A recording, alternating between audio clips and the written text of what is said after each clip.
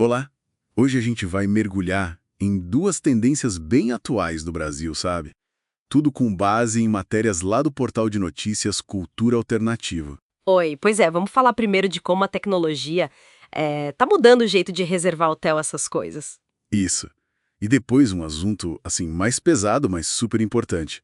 A solidão vista como saúde pública global. Exato. É bem interessante ver como essas duas coisas, né, a conveniência digital de um lado e a necessidade de conexão humana do outro, mostram mudanças grandes na nossa vida. Vamos começar então pelas viagens, ou melhor, pela reserva de onde ficar. É impressionante como cresceu o uso de aplicativo para isso. Muito, né? Demais. Nos últimos 5 anos, olha só, pulou de 24% para 62% dos brasileiros usando apps. 62%. E o ritmo acelerou muito no último ano. Foi de 49% para esses 62%. Nossa, e quem tá na frente ainda é o Booking.com, né? Isso, o Booking lidera com 38%. Mas olha, o Airbnb está crescendo bastante, viu? Já está com 24%. E o que eu acho fascinante aqui não é só a facilidade, tipo, poucos cliques, variedade. Uhum. É como a confiança mudou, né? As pessoas hoje confiam muito nas avaliações de outros usuários. Verdade. Às vezes mais que na própria marca do hotel, né? Exatamente. E isso, junto com um preço bom, claro, pressiona o setor hoteleiro mais tradicional. E como eles estão reagindo? Bom, os dados mostram o mercado aquecido, a taxa de ocupação está em 60,8% em 2024, a receita por quarto é de uns 237,70. Ok, não tá ruim? Não tá. Mas os hotéis estão tendo que correr atrás, sabe? Criar as próprias plataformas, ser mais flexíveis, se adaptar mesmo. Claro, mas tem desafios aí, né? Tipo a regulamentação do Airbnb, que vira-mexe está em discussão, Sim, a questão da segurança online também. e até essa coisa dos algoritmos, né? Será que a gente não acaba ficando numa bolha? Até para escolher viagem? É um ponto. Mas, por outro lado, o otimismo continua. Tem uma previsão de investimento pesado, né? Sim. 8,4 bilhões até 2028 no setor hoteleiro, focando bastante em personalizar a experiência do hóspede. E essa onipresença da tecnologia, que facilita tanto a vida prática, talvez tenha um outro lado quando a gente olha para as nossas conexões, né? Com certeza. O que nos leva direto para o segundo tema, a solidão. O tema denso, como você disse. Muito. E aqui a gente não está falando só de se sentir sozinho de vez em quando.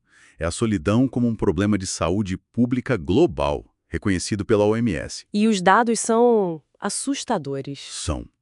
A solidão está ligada a quase 871 mil mortes por ano no mundo todo. 871 mil é muita gente. Muita gente. E os riscos para a saúde física e mental são bem concretos. Aumenta a chance de doença cardiovascular, depressão, diabetes tipo 2, Declínio cognitivo também, né? também. Risco 25% maior de morrer cedo e até 50% maior de ter demência. Poxa. E se a gente tenta entender as causas, é um nó, né? Urbanização muito rápida, rotina maluca e o paradoxo da tecnologia. Que deveria conectar, mas às vezes isola, né? Pois é, substitui a interação real.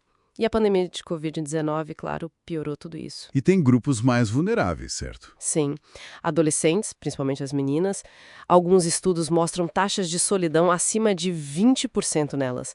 E os idosos, um em cada 4, mais ou menos, vive isolado. E no Brasil, tem alguma particularidade? Olha, aqui a gente sente falta de políticas mais fortes, sabe?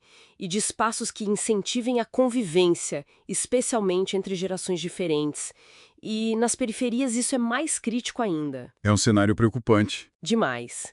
E não é só triste para quem vive isso. Pressiona o sistema de saúde, afeta a sociedade como um todo. Mas a OMS está se mexendo, né? Criou uma comissão para tratar disso. Sim, a Comissão sobre Conexão Social é coliderada pelo Dr. Vivek Murthy, que é o cirurgião-geral lá dos Estados Unidos, e pela Sheridan Mpemba, da União Africana. E o que eles recomendam, basicamente?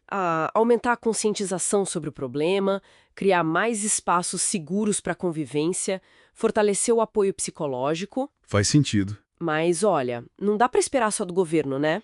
A sociedade civil, cada um de nós, tem um papel gigante nisso. Como assim? Gestos simples, sabe? Conversar com o vizinho, visitar um parente, participar de coisas no bairro, apoiar iniciativas que já existem, tipo projetos culturais, hortas comunitárias, bibliotecas.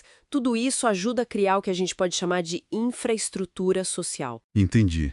São as conexões reais que a gente precisa fortalecer. Exatamente. É disso que a gente está falando. Então, para fechar a nossa conversa, a gente viu hoje dois lados da moeda, né? O avanço digital facilitando muito a vida, como nas viagens, Uhum. e, ao mesmo tempo, essa crise de solidão mostrando como a conexão humana é fundamental. Duas faces bem marcantes da vida hoje. E fica a reflexão, né? Como é que a gente pode usar essa tecnologia toda, tão conveniente, para fortalecer os laços em vez de enfraquecer? Será que ela pode ser parte da solução para a solidão ou só piora o quadro? Nos afastar de quem está perto, né? Achar esse equilíbrio é o desafio. Um desafio e tanto. Bom, essas análises que a gente trouxe hoje foram baseadas em matérias do portal de notícias Cultura Alternativa. Quem quiser ler mais, o endereço é culturaalternativa.com.br. Vale a pena conferir. Com certeza. Muito obrigado a todo mundo que acompanhou a gente nessa exploração de hoje. Obrigada, pessoal.